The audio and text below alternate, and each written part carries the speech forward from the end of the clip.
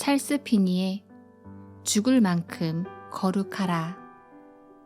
파트 1. 성화, 하나님의 가장 큰 기쁨.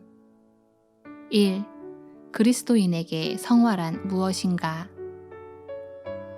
평강의 하나님이 친히 너희를 온전히 거룩하게 하시고 또 너희의 온 영과 혼과 몸이 우리 주 예수 그리스도께서 강림하실 때에 흠없게 보전되기를 원하노라. 너희를 부르시는 이는 미쁘시니 그가 또한 이루시리라. 데살로니가 전서 5장 23절 24절 말씀. 모든 토론에서 용어를 정의하는 것은 매우 중요하다. 이 주제에 관해서는 특히 더 그렇다.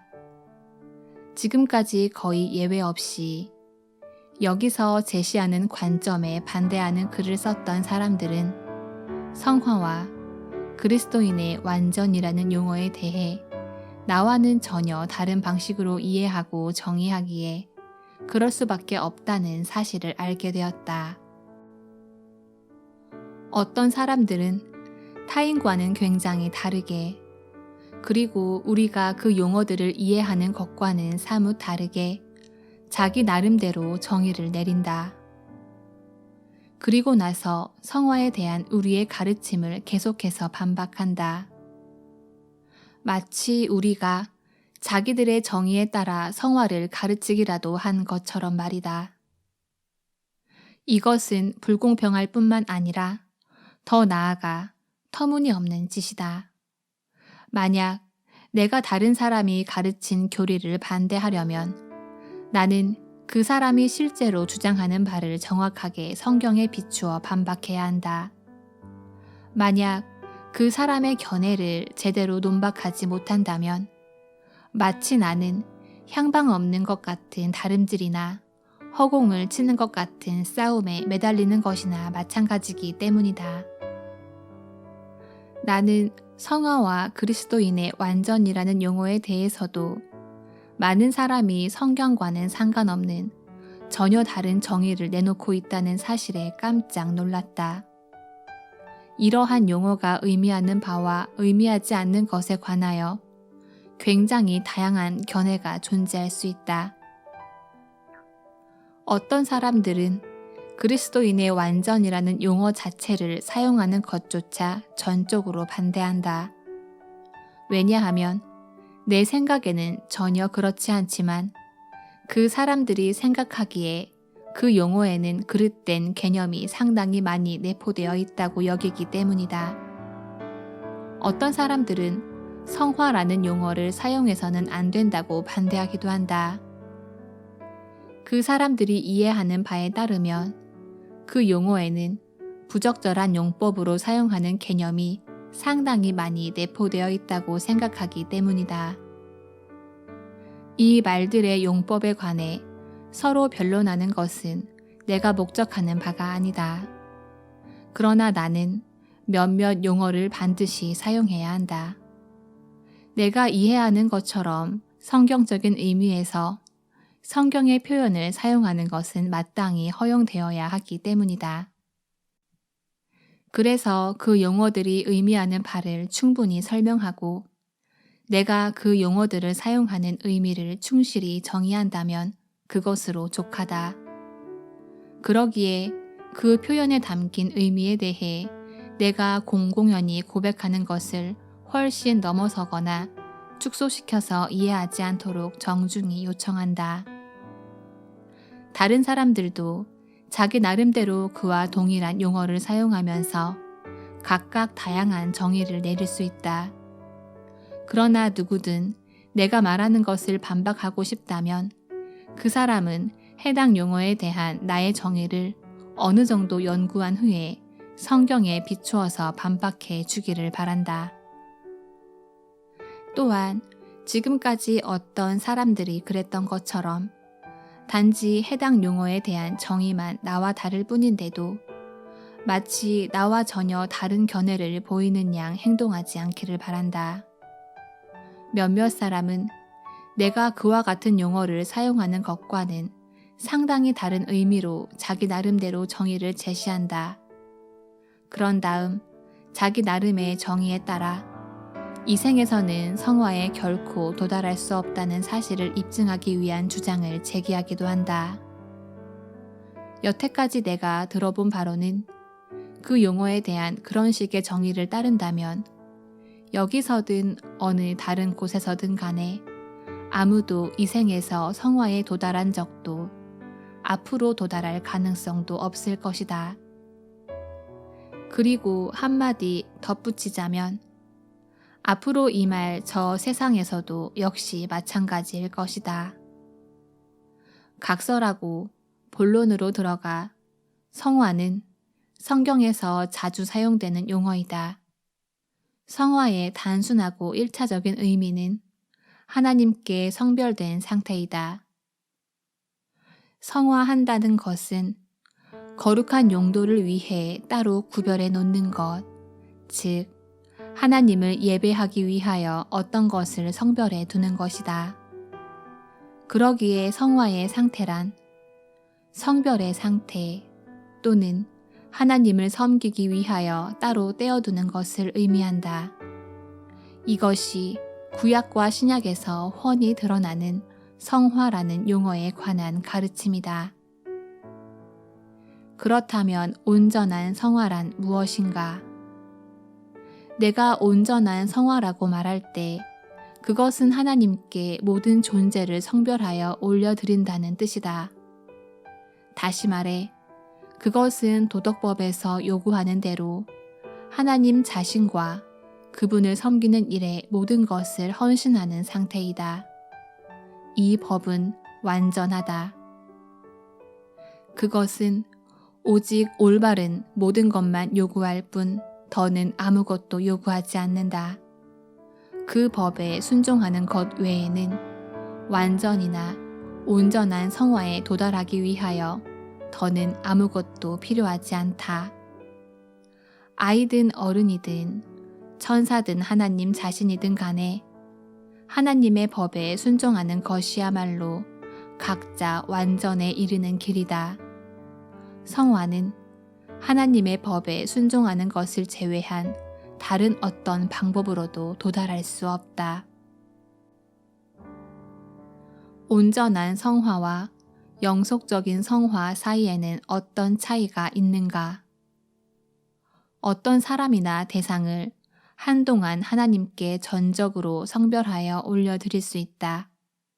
그러나 이후로는 그런 신성한 섬김과는 달리 세속적으로 쓰거나 다른 목적으로 타락할 수도 있다. 아담을 비롯하여 자기 지위를 지키지 아니하고 자기 처소를 떠난 천사들은 분명히 이와 같은 정황을 매우 잘 보여준다. 모두 온전히 성화되기는 했지만 영속적으로 그렇지는 못했다.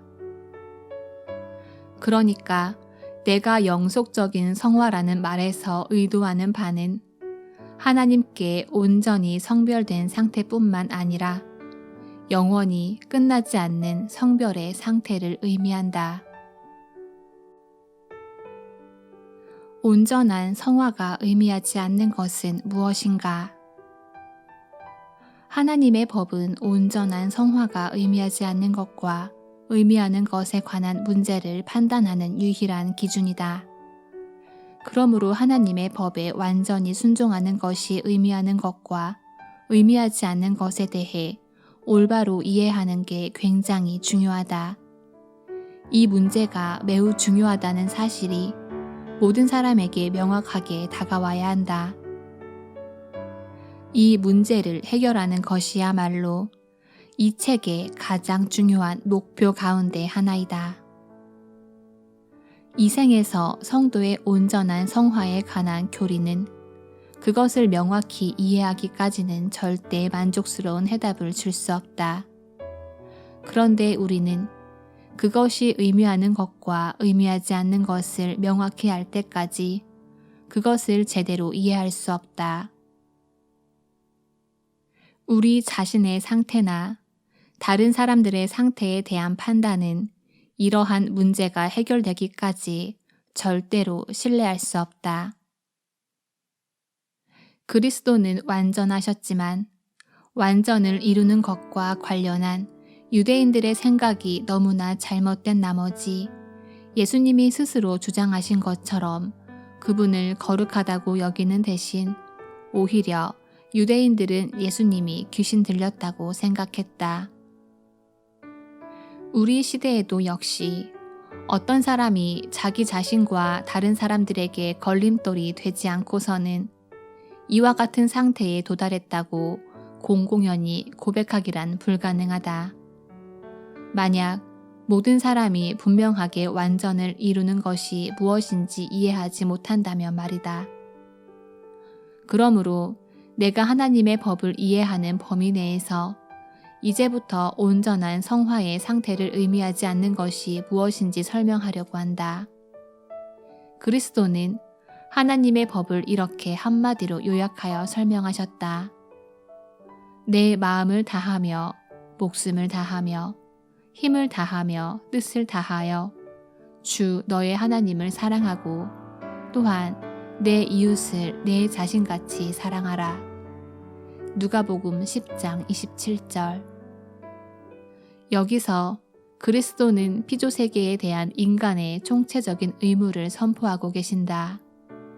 자, 그럼 이 법에 대한 완전한 순종이 의미하지 않는 것과 의미하는 게 무엇인지 한번 곰곰이 생각해보자.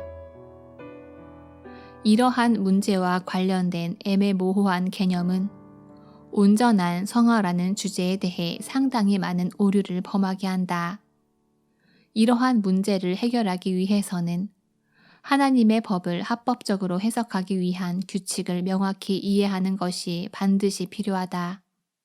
그러므로 다음에 열거하는 규칙은 이러한 문제를 해결하는 데 큰 도움을 줄 것이다. 규칙 1. 자연스러운 정의에 조화되지 않는 것은 무엇이든 법이 아니거나 될 수 없다. 규칙 2. 도덕적인 존재의 본성과 관계에 조화되지 않는 것은 그것이 무엇이든 자연스러운 정의와 상충되며 그러므로 법이 될 수 없다. 규칙 3. 인간의 자연스러운 능력 이상을 발휘하도록 요구하는 것은 인간의 본성과 관계에 조화가 되지 않으며 그러므로 자연스러운 정의와의 관계에서도 역시 조화가 되지 않는다. 그런 까닭에 당연히 법이 아니다. 규칙 4.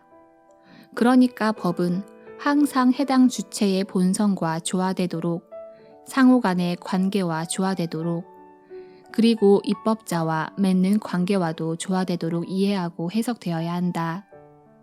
도덕적인 존재의 본성과 관계의 모순을 일으키도록 요구하는 어떤 해석도 실제로 그 법을 무시하는 행위이다. 그러한 요구는 사실상 그 법 자체를 파괴하는 행위이다. 하늘이나 땅에 있는 어떤 권위자도 그런 법을 만들거나 도덕적인 행위자에게 그런 의무를 지우거나 그 본성과 관계에 조화되지 않는 것을 요구할 수 없다. 규칙 5. 법은 항상 자연스러운 권리나 정의의 전반적인 토대를 무너뜨리지 않도록 해석되어야 한다. 법은 본질적으로 옳은 모든 것, 그러므로 영원 무궁토록 변함없이 옳은 모든 것을 요구하도록 분명히 이해되고 설명되어야 한다. 아무리 공포된 법이라도 이와 같은 요구 조건을 충족시키지 못하는 것은 무엇이든지 법이 아니며 법이라고 할 수도 없다. 규칙 6. 법은 자연스러운 정의에 조화되지 않거나 도덕적인 존재의 본성과 관계에 조화되지 않는 것을 요구할 정도로 과도하게 해석되어서는 안 된다. 만약 이와 같은 요구 조건이 충족되지 않는다면 그것은 당연히 법이 아니다. 규칙 7. 해당 주체가 소유하지 않은 어떤 속성을 마치 소유한 것처럼 어떤 법을 해석하거나 또는 마치 그런 속성에 어떤 장점과 완전성이 내포되어 있는 것처럼 해석되어서도 절대로 안 된다. 둘째 계명인 또한 내 이웃을 내 자신같이 사랑하라는 말씀을 구체적인 예로 들어보자. 이 계명에 담긴 순수한 의미는 그 상대적인 가치에 따라 모든 사람과 이해 당사자를 존중하고 대접해야 한다고 가르치는 것처럼 보인다. 그런데 이 계명이 모든 경우에 대해 온 우주에 있는 모든 사람과 대상의 상대적인 가치를 정확하게 알아내도록 우리에게 요구한다고 이해해서는 안 된다. 그것은 감히 우리에게 전지한 속성이 있다고 넌지시 비치는 교만인 셈이다. 전지한 존재에 이르지 못하는 인간은 누구도 이와 같은 지식을 소유할 수 없다. 그런 까닭에 이 계명은 다양한 이해 당사자의 상대적인 가치를 공정하게 판단하고 우리가 이해하는 한 각자의 가치에 따라 각 사람을 대접하라고 우리에게 요구하는 것이다.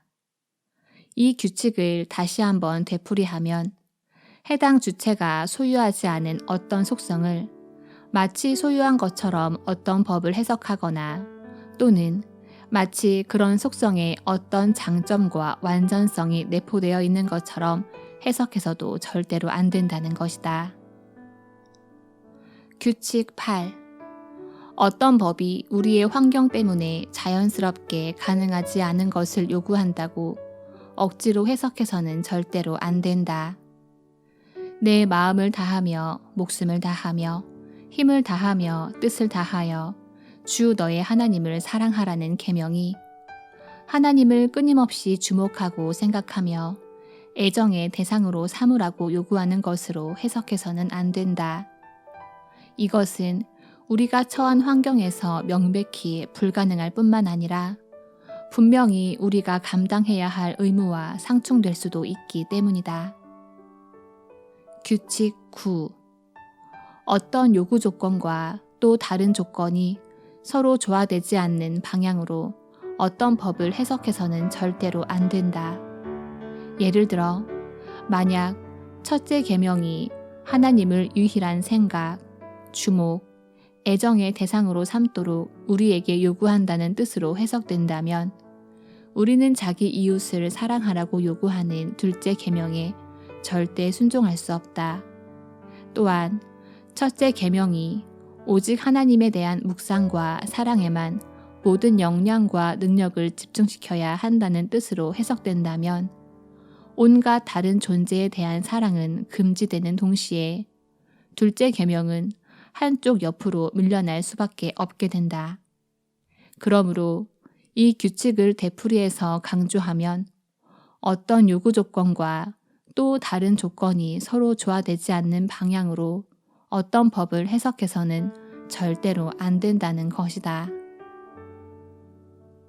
규칙 10.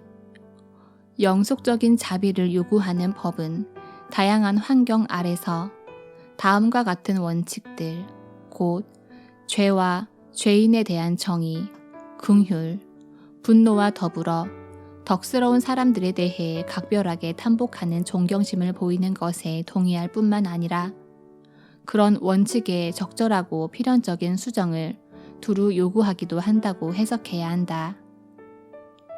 규칙 11. 법은 반드시 해석되어야 하며 결과적으로 그 법에서 요구하는 것을 오직 자원하는 사람들에게 적용해야 한다.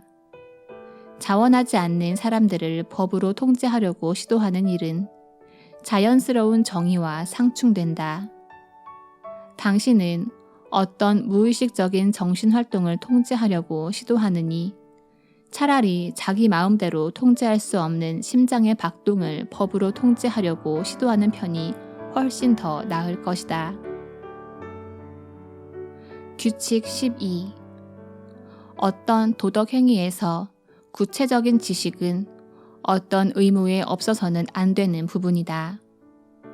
법을 몰랐다는 핑계는 아무에게도 통하지 않는다는 금어는 단지 상당히 제한적인 정도이기는 하지만 도덕 행위의 영역에도 얼마든지 적용할 수 있다. 다음과 같은 성경 말씀은 실제적인 지식이 도덕적인 의무에 반드시 필요하다는 사실을 분명히 보여준다. 그러므로 사람이 선을 행할 줄 알고도 행하지 아니하면 죄니라. 야고보서 4장 17절.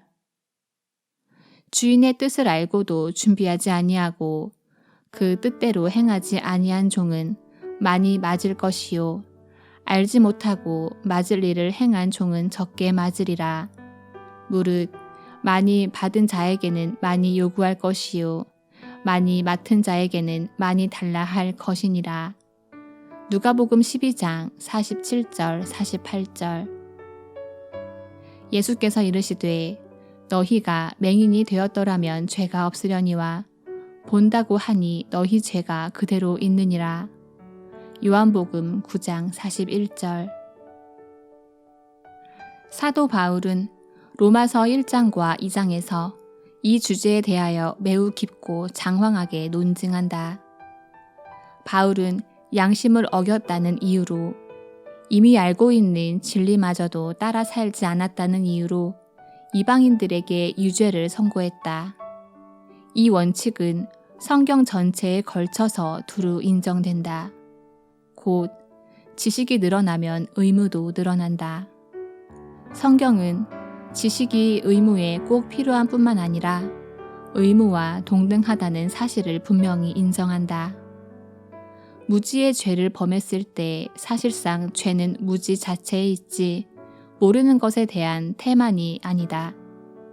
그러나 어떤 사람이 현재나 과거의 진리를 확실히 받아들이는데 게을렀던 것은 유죄일 수 있다.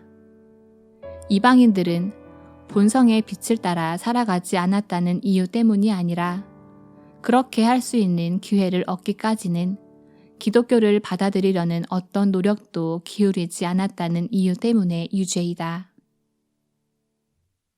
규칙 13. 도덕 법칙은 신체 법칙과 모순 없이 일관성 있게 해석되어야 한다. 다시 말해, 인간에게 도덕법을 적용할 때 신체적인 존재와 지적인 존재로서 둘 다 있는 모습 그대로 인간을 인정해야 한다는 것이다. 이런 식으로 도덕법이 해석되어야 결과적으로 도덕법에 대한 순종이 신체의 법을 어기지 않을 뿐만 아니라 우리 몸을 미숙하게 파괴시키지 않을 것이다.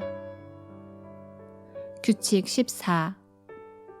법은 육체와 영혼의 속성과 환경을 모두 인정하는 쪽으로 해석되어야 한다. 인간에게 하나님의 법을 적용하는 과정에서도 우리는 어떤 사람의 능력과 속성을 실제 있는 모습 그대로 존중해야 한다. 규칙 15. 법은 각종 행위에 대한 의무로 해석되어야 하며 도덕적인 존재의 본성이나 본질로까지 확대되어서는 안 된다. 아무리 도덕법이라고 해도 인간의 본성에 대한 규제로까지 확대하거나 어떤 사람에게 특정한 속성을 갖도록 요구하는 것으로 이해돼서는 안 된다. 도덕법은 단지 행위 규칙을 포괄적으로 규정할 따름이다. 아무리 도덕법이라도 특정한 속성이 존재해야 한다거나 소유해야 한다고 억지로 요구하지 못하며 또한 이러한 속성이 어떤 완전한 상태로 존재해야 한다고 억지로 요구해서도 안 된다. 도덕법은 이 모든 속성을 있는 모습 그대로 올바로 사용하라고 요구할 따름이다. 규칙 16. 어떤 법에 대해 온 마음을 다하는 순종은 입법자에 대한 믿음과 확신을 의미하고 포함한다. 그러나 어떤 법도 우리의 지성으로 인식하지 못하는 것에 대한 믿음을 요구한다고 해석되어서는 안 된다. 어떤 사람이 잘 알지 못하는 것을 이해해야 한다는 의무감에 사로잡혀 있을 수 있다. 다시 말해, 진리를 탐구하여 확실하게 받아들이는 것은 그 사람의 의무일 수도 있다. 그러나 우리의 지성으로 어떤 것을 지각하여 믿음에 이르게 될 때까지 온 마음을 다하여 믿어야 한다는 의무는 적용되지 않는다. 이러한 규칙들에 비추어서 이제 우리는 하나님의 법에 대한 완전한 순종 또는 온전한 성화가 의미하지 않는 것과 의미하는 것에 관하여 다음 2장에 걸쳐 자세히 알아볼 것이다. 찰스 피니의 죽을 만큼 거룩하라. 파트 1. 성화, 하나님의 가장 큰 기쁨. 1. 그리스도인에게 성화란 무엇인가?